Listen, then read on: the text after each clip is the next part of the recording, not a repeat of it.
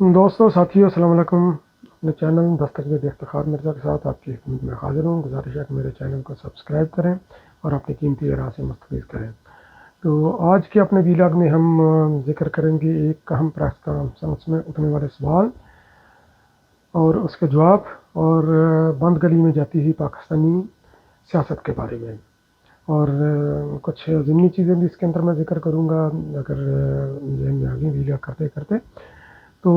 Press conference میں ایک انتہائی اہم شخصیت کی پریس کانفرنس میں یہ سوال اٹھایا گیا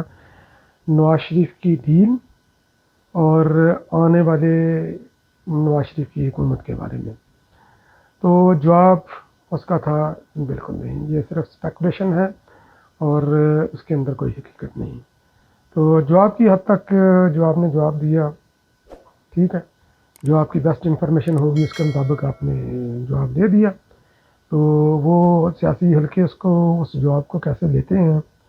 تو یہ ایک علیحدہ سوال ہے تو جن کی سیاست کے اوپر نظر ہے۔ تو ویسے تو آپ کا سیاست سے تعلق کوئی نہیں ہونا چاہیے، اگر آپ سیاسی سوالوں کا جواب دیتے ہیں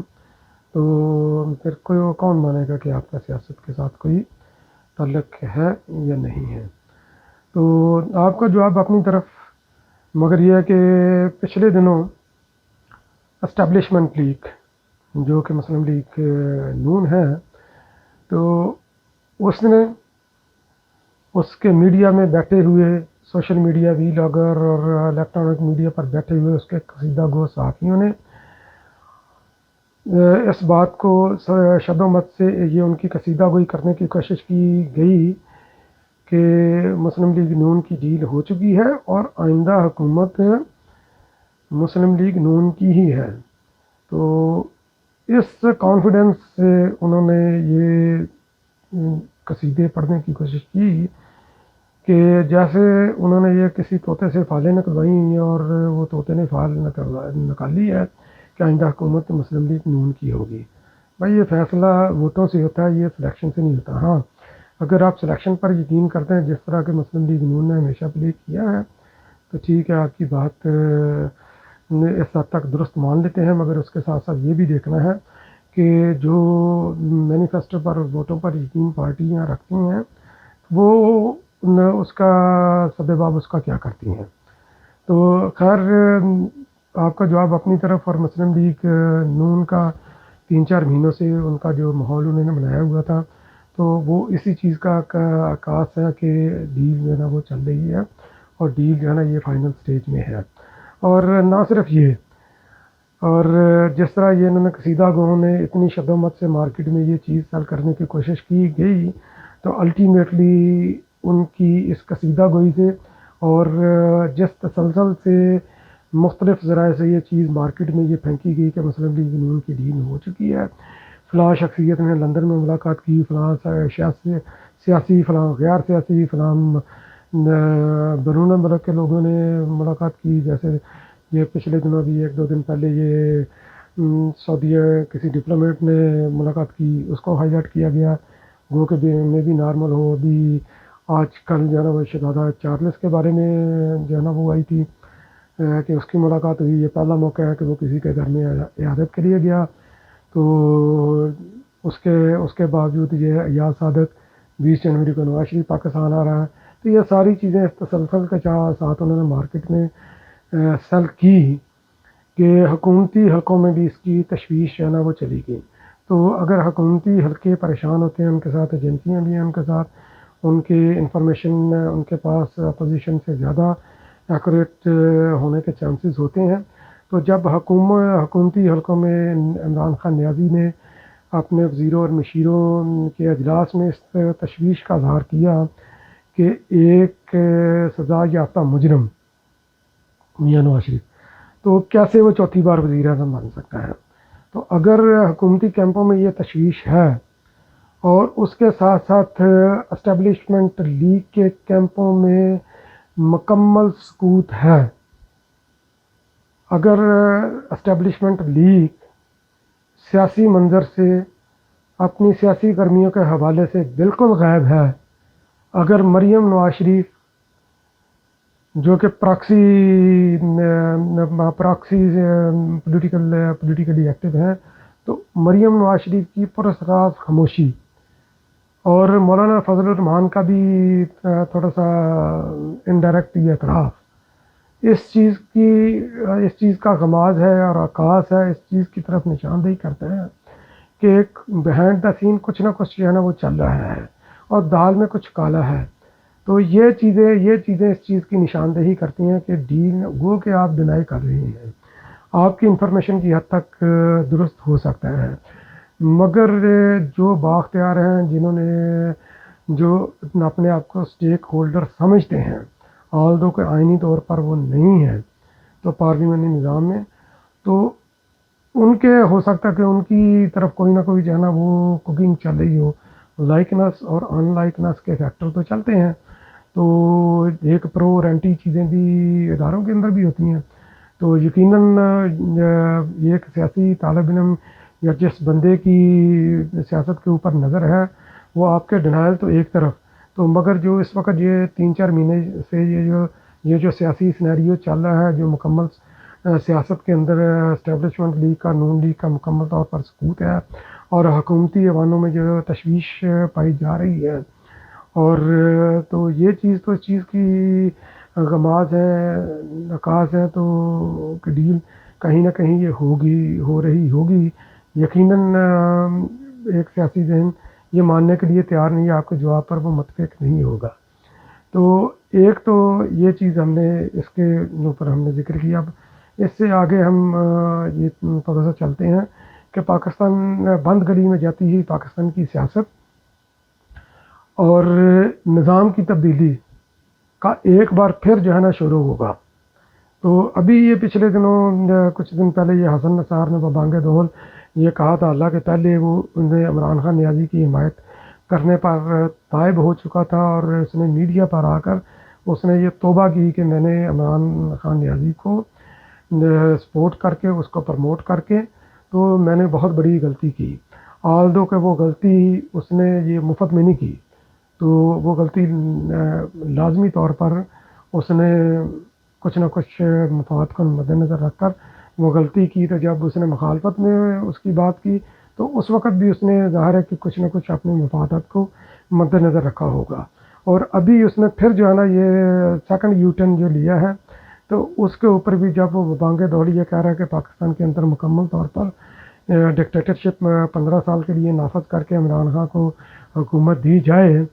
تو تاکہ یہ نظام درست ہو، نظام کو جو گل سڑ چکا ہے نظام نچلی سطح تک اس کو درست کیا جائے، تو یہ یقیناً یہ اس نے کسی کا ماؤتھ پیس بن کر یہ چیز سیلف کرنے کی کوشش کی ہے۔ اور اگر آپ کو یاد ہوگا تو پچھلے سال جو ہے نا اسلامی صدارتی نظام کا چورن بھی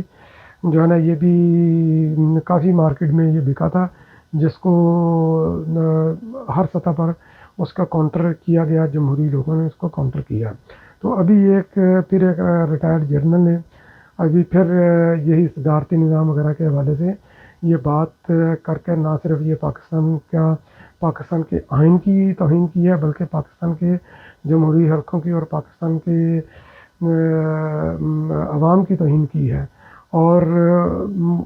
پاکستان کے اس آئین کی پیٹھ میں چھرا گھونپنے کی کوشش کی ہے جس نے پاکستان کے وفاق کو سلامت رکھا ہوا ہے۔ تو آپ جو ہے نا تاریخ کو مسخ کرنے کی کوشش نہ کریں، تو آپ یہ چند جو ہے نا یہ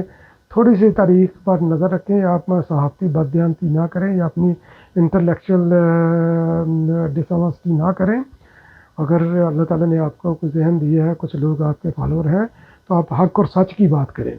تو آمریت کے دور میں ہمیشہ پاکستان کا نقصان ہی ہوا ہے۔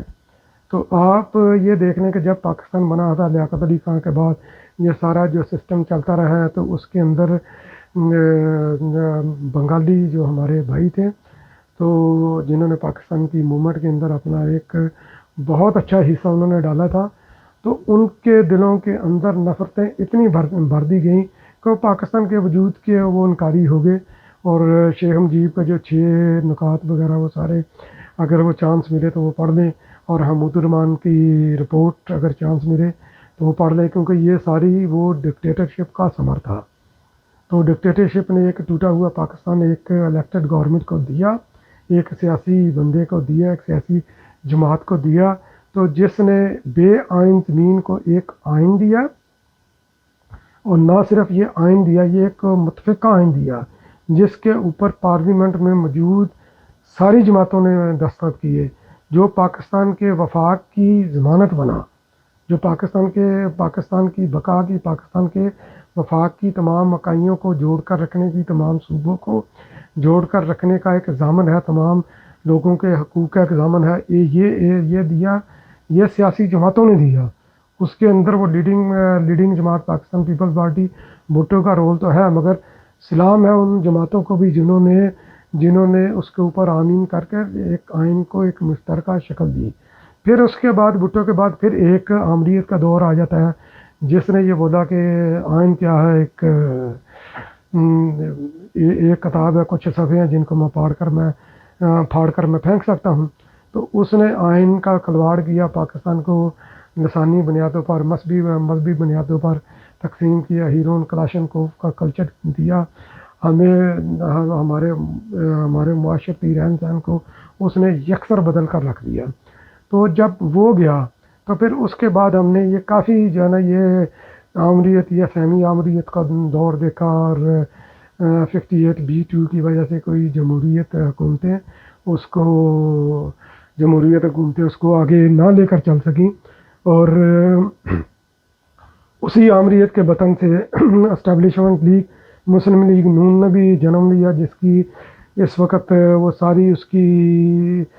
سیاست کی ڈائریکشن ہی اسی کی ایسے ہے جیسے آمریت کا دور میں اس کی تھی۔ تو پھر سیاسی دور آتا ہے مشرف کے بعد، تو وہ سیاسی دور میں پھر آئین کو ریسٹور کرنا کیا، ایک سیاسی جماعت نے ہی آئین کو ریسٹور کیا، اور ساری جماعتوں کو پارلیمنٹ میں موجود ساری جماعتوں کو ایک پیج پر رکھ کر اس کو ریسٹور کیا۔ تو یہ میرے بھائی، یہ پارلیمنٹی نظام پاکستان کے بقا کی ضامن ہے، پارلیمنٹی نظام، تو اسی کو آگے لے کر ہم نے چلنا ہے۔ آپ پاکستان کی سیاست کو یہ اس طرح کے چورن بیچ کر صدارتی نظام، ڈکٹیٹرشپ، تو پاکستان کی سیاست کو ایک بند گلی کی طرف نہ لے کر جائیں، بلکہ اس کے اندر میں ایک اور اضافہ کروں گا کہ جیسے میں نے اپنے ایک ویلاگ میں ذکر کیا تھا کہ کیا پاکستان، ایک سوال بھی اٹھایا تھا کہ کیا پاکستان کی سیاست کا تعین آڈیو اور ویڈیو لیکس کریں گی؟ بالکل نہیں۔ تو جس طرح یہ مسلم لیگ نون کی یہ آڈیو اور ویڈیو لیکس آ رہی ہیں، تو مسلم لیگ پہلے اس میدان میں، یہ منفی پراپوگنڈا میں، منفی سیاست میں سنگل پلیئر تھی، اور پاکستان پیپل پارٹی اس کا شکار تھی۔ مگر مسلم لیگ نون کو یاد رکھنا چاہیے کہ ابھی اسٹیبلشمنٹ نے ان کے مقابلے میں ایک اور جماعت تیار کی ہے، جو کہ فیک پراپوگنڈا میں، فیک نیوز کے حوالے سے آپ کا ثانی نہیں رکھتی۔ آپ ان کی ویڈیو لیکس کر رہے ہیں، وہ آپ کی ویڈیو لیکس کر رہے ہیں۔ تو یہ پاکستان کی سیاست میں آپ کس طرح کی روایات جو ہے نا انٹروڈیوس کر رہے ہیں؟ آپ دونوں جماعتیں اپنی سیاسی ذمہ داریوں کو نہیں سمجھ رہی۔ پاکستانی سیاست کا تعین آپ کی آڈیو اور ویڈیو لیک سے نہیں کرنا۔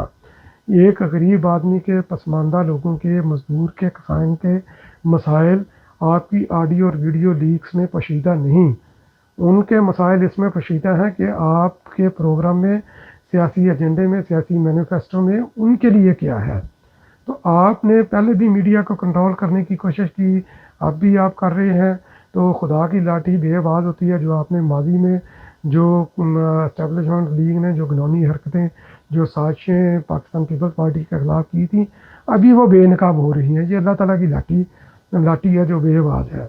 تو میری یہ سب سے گزارش ہے کہ آڈیو، اگر آپ نے ماضی میں یہ غلطیاں کی ہیں، اپنی غلطیوں سے سبق حاصل کریں، ان کو دہرائیں نہ۔ یہ آڈیو اور ویڈیو لیکس کا سلسلہ بند کریں اور اپنے مینیفیسٹو کے ساتھ عوام میں جائیں۔ یہی پاکستان کے استحکام کی ضمانت ہے۔ ایک پارلیمنٹی جمہوری نظام جو پاکستان کے 1973 کے کانسٹیٹیوشن کے جو تابع ہو، نہ صرف وہ نظام تابع ہو، بلکہ اس نظام کے اندر موجود تمام اکائیاں، تمام محکمے، تمام سیاسی پارٹیاں سب اس کے تابع ہوں، اور عوام کو بھی اس کے مطابق جو ہے نا حقوق دیں آپ۔